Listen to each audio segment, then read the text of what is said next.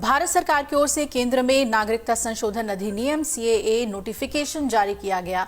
आपको बता दें कि इस कानून से केंद्र सरकार बांग्लादेश, पाकिस्तान और अफगानिस्तान से 31 दिसंबर 2014 तक आए प्रताड़ित गैर मुस्लिम प्रवासियों, जिसमें हिंदू, सिख, जैन, बौद्ध, पारसी और ईसाइयों को भारतीय नागरिकता देने का प्रावधान है। हालांकि इस कानून के दायरे में कुछ राज्यों को जरूर अलग रखा गया है। आइए जानते हैं कौन से वो राज्य हैं और क्यों उन्हें सीएए से छूट दी गई है। आपको बता दें कि कई मीडिया रिपोर्ट्स के मुताबिक सीएए को पूर्वोत्तर राज्यों के ज्यादातर जनजातीय क्षेत्रों में लागू नहीं किया जाएगा। इसमें संविधान की 6ठी अनुसूची के तहत विशेष दर्जा प्राप्त क्षेत्र भी शामिल है। अब लागू हुए सीएए कानून को उन सभी पूर्वोत्तर राज्यों में लागू नहीं किया जाएगा जहां देश के अन्य हिस्सों में रहने वाले लोगों को यात्रा के लिए इनर लाइन परमिट यानी कि आईएलपी की जरूरत होती है। परमिट लेना होता है। आईएलपी अरुणाचल प्रदेश, नागालैंड, मिजोरम और मणिपुर में लागू है।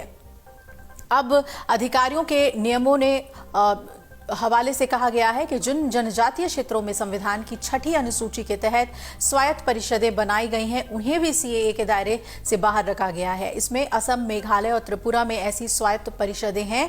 और गृह मंत्रालय की तरफ से जारी नोटिफिकेशन के मुताबिक पाकिस्तान, बांग्लादेश और अफगानिस्तान से आए गैर हिंदुओं को सबसे पहले खुद को इन तीनों देशों में से किसी का निवासी साबित करना होगा कि वो वहां के सिटीजन हैं, और इसके लिए वो वहां के पासपोर्ट, जन्म प्रमाण पत्र या वहां के कोई भी शैक्षणिक प्रमाण पत्र, वहां की सरकार की तरफ से जारी किए गए किसी भी तरह के प्रमाण पत्र या लाइसेंस, जमीन के दस्तावेज समेत कुछ ऐसे कागज आपको दिखाने पड़ेंगे जिससे ये साबित हो जाए कि आप पाकिस्तान, बांग्लादेश या अफगानिस्तान के प्रताड़ित गैर मुस्लिम शरणार्थी हैं।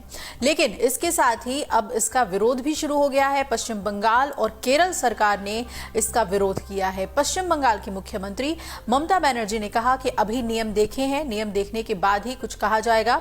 हालांकि उन्होंने ये जरूर कहा कि अगर धर्म, जाति या भाषा के आधार पर कोई भेदभाव होता है तो हम इसे मंजूर नहीं करेंगे।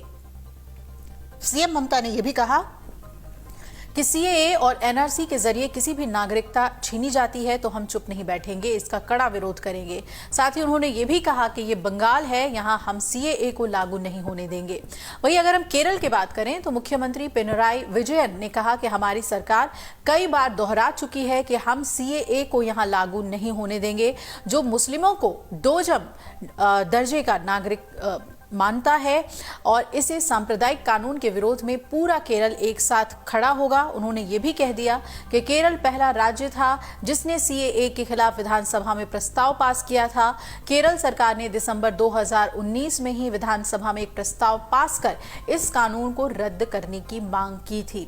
अब आज दिन भर नजर बनी रहेगी, खासतौर पे पश्चिम बंगाल और केरल पे, कि उनके तरफ से क्या प्रतिक्रिया आती है सीएए को लागू करने को लेकर और किस बिना पर वो पूरी तरीके से इसका विरोध करेंगे या इसे रद्द करने की मांग करेंगे। अगर आप ये वीडियो YouTube पर देख रहे हैं तो हमारे चैनल को सब्सक्राइब करें और बेल आइकन को दबाना ना भूलें। अगर आप Facebook पर ये वीडियो देख रहे हैं तो हमारे पेज को लाइक करें।